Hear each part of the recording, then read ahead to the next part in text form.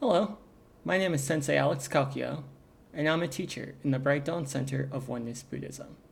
I'm also the author of the Buddhist blog, The Same Old Zen. Today I'll be answering the question, how do we find joy in suffering?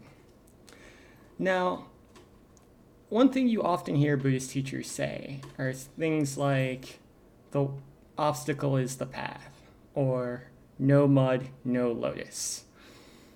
And usually they're talking about this in regard to suffering and how we should learn to find joy or even pleasure in our suffering.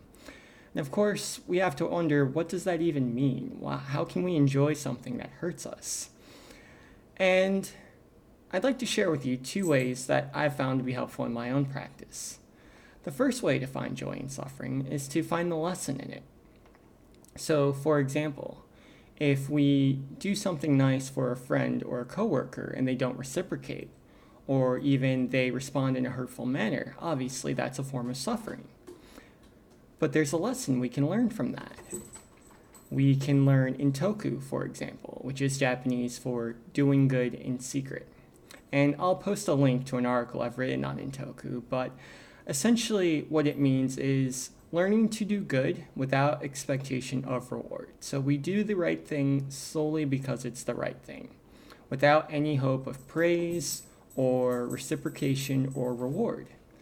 And if someone doesn't reciprocate when we do something nice for them, well, that's a good chance to practice intoku. And like I said, I'll include a link in the description so you can learn more about that. The second method for finding joy in suffering is simply reminding ourselves that our suffering can always be worse.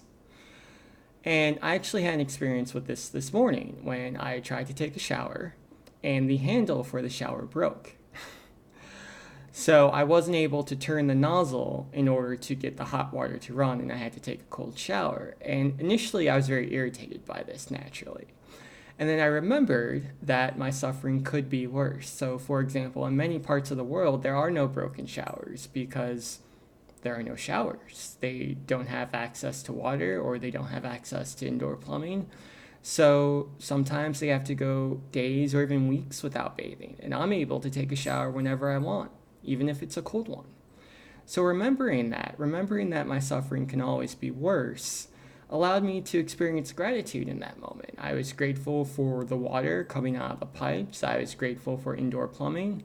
I was grateful for the maintenance workers that showed up later that afternoon to fix my shower so that I could take a hot one tomorrow. So those are the two methods for finding joy in suffering. First, we look for the lesson. Second, we remind ourselves that our suffering can always be worse. And of course, this doesn't mean that we ignore our suffering or that we don't try to fix it. We just do that from a place of inner peace and calm. So that's the talk for today. I hope it was helpful. If you're watching on YouTube, please don't forget to subscribe. That way you'll be notified in the future when I post future talks. And if you're on Facebook or Twitter, please feel free to retweet or share this post. That way we can all continue to learn together. If you'd like to visit my blog and read some articles on Buddhism, you can do that at sameoldzen.blogspot.com. And that's it for today. Until next time, Amitabha.